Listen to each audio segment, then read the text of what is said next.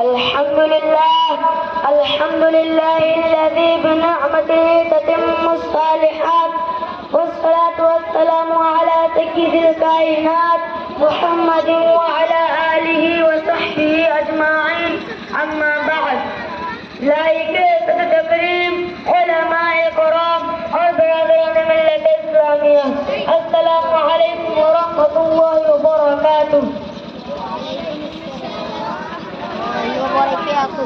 اللہ رب العزت جزائے خیر دے ہمارے ملک بھارت کے دور اندیش اکابر کو، ہندوستانی مسلمانوں کے ضرورت دین مقتداؤں کو، دینی رہنماؤں کو، جنہوں نے 1857 عیسوی کی جنگ آزادی میں انگریزوں کی مذموم اور ناپاک سازش کہ ہندوستان سے قرآن اور علماء کو ختم کیا جائے، علماء تیار کرنے والے مدارس اسلامیہ کے سلسلے کو بند کر دیا جائے اور اسلامی مراکز کے نام و نشان مٹا دیا جائے، جس کے مجھے اثرات کو بروقت ماپ لیا اور انگریزوں کے اس ناپاک کام کو شرمندہ تعبیر ہونے سے روک دیا۔ حضرات اکابر رحمہ اللہ نے اسی وقت اس ملک میں دین اسلام کے تحفظ و بقا کے خاطر جگہ جگہ مدارس و مکاتب کی بنیاد رکھی۔ ہندوستانیوں میں ایمان عقلی شمع روشن رکھنے کے لیے ہندوستان کے کونے کونے میں دینی مکاتب کا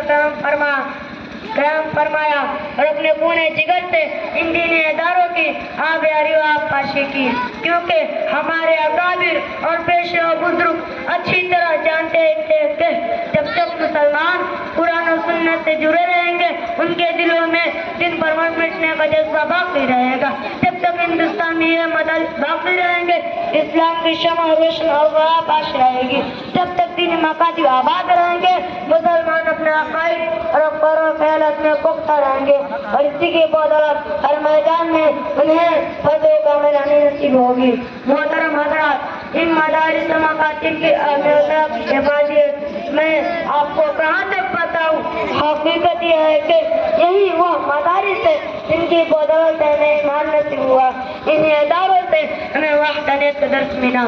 انہیں مدارس کے پہلے اس ملک میں مسلمانوں کا تشخص و امتیاز باقی ہے، انہیں مدارس سے شرمندگان سال کو بہرے بے قرار نصیب ہوا، انہیں اداروں نے گمگشتہ لوگوں کو کفر و شرک اور غلط و گمراہی کی عمیق خواہش سے نکال کر ہدایت و رشتے کے راستے پر لا کھڑا کیا اور یہیں سے تشنگان معرفت کو علم و یقین کے آب حیات تک ہوا۔ دنیا کے کسی بھی کونے میں آج اسلامی علم لہرا رہا ہے، ایمان یقین کی شمع جل رہی ہے، علم حکم کا دریا بہہ رہا ہے، وہ انہیں مدارس کا احسان اور ان کی دین ہے۔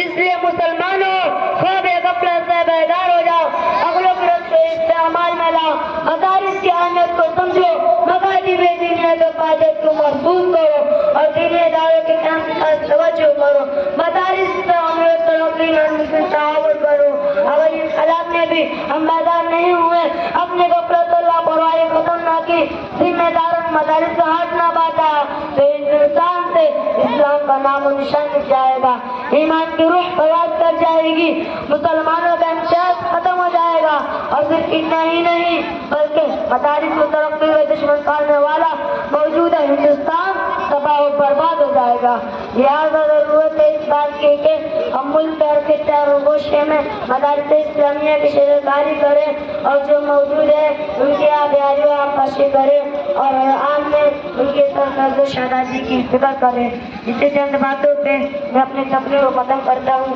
وما علینا الا البلاغ المبین۔